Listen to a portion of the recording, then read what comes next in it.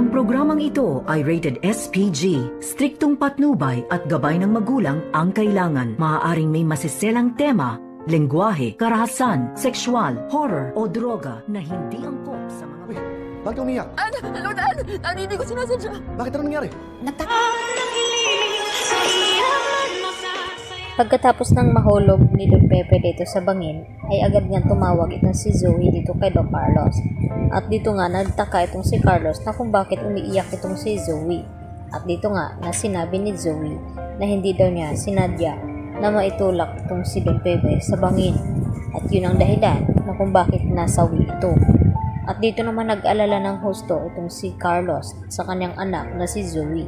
At pinayuhan niya itong si Zoe sa dapat niyang gawin.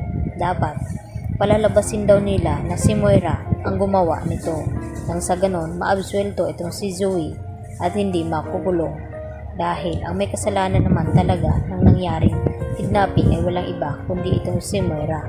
Kaya sinabi ni Don Carlos dito sa kanyang anak na kinakailangan na gawin ni Zoe na ilaglag ang kanyang ina at sabihin na hindi siya ang gumawa nito at itong si Moira ang gumawa ng krimen. Samantala, todo iyak naman itong si Giselle nang makita ang tungkod ng ama na nakuha nga ng mga pulis dito sa pinagtaguan ni Balahadja kay Don Pepe. At sa kasamaang palad ay hindi nga nila naabutan itong si Moira at itong si Balahadja doon dahil dali-dali nga itong nakatakas nang makita ni Balahadja ang mga pulis na sumugod nga sa kanila. At dito nga nalaman ni Moira ang buong pangyayari na hinahabol pala ng mga pulis itong si Balahadja. Kaya natakot na rin itong si Moira at mapipilitan na rin na magtago ito. Lalo pat nalaman ni Moira dito kay Zoe na wala na nga itong si Don Pepe dahil naitulak nga ni Zoe dito sa may tulay kung saan nahuli niya ito na tinatawagan itong si RJ at itong si Giselle at sinasabi ni Don Pepe nang nagpakidnap sa kanya ay itong si Zoe at itong si Moira. At hindi nga masyadong narinig dito ni Giselle at RJ ang mga sinasabi dito ni Don Pepe dahil sa signal na paputol-putol nga ito at hindi nila maiintindihan ang mga sinasabi sa kabilang linya.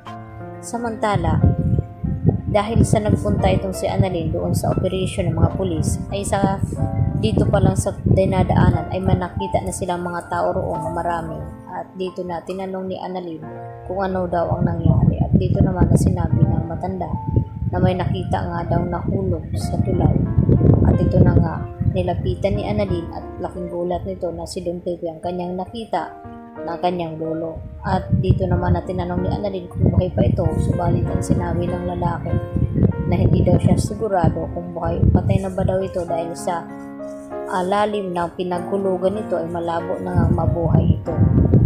Kaya dito agad na tinawagan ni Annalyn itong si Giselle at RJ na natagpuan na nga niya itong si Don Pepe at kinakailangan nila agad madala sa Apex Hospital nang sa ganun ay magamot agad itong si Don Pepe. At dito na hindi napigilan ni Annalyn ang kanyang sarili na mapaiyak habang nakatitig dito kay Don Pepe na ganun nga ang nangyari na sitwasyon.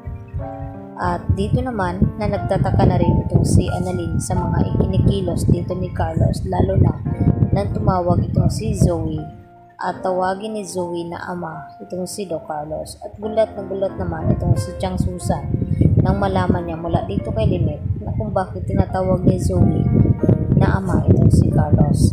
Dapat mag-imbestiga itong si Lynette dahil sa pakiramdam nito na may tinatagong lihim itong si Carlos at hindi nagsasabi ng totoo sa kanya dahil kinukutuban na nga ngayon itong si Lynette na may tinatagong talagang sikreto itong si Carlos sa kanya. Kaya yan naman ang ating patuloy na pakaabangan mga puso kung ano magiging kahinatnan dito sa ginawa ni Zoe na malaking krimen sa lolo ni Annalyn. Yan lang po at marami pong salamat sa inyong panonood dito sa aking munting channel. Hanggang sa muli, bye-bye!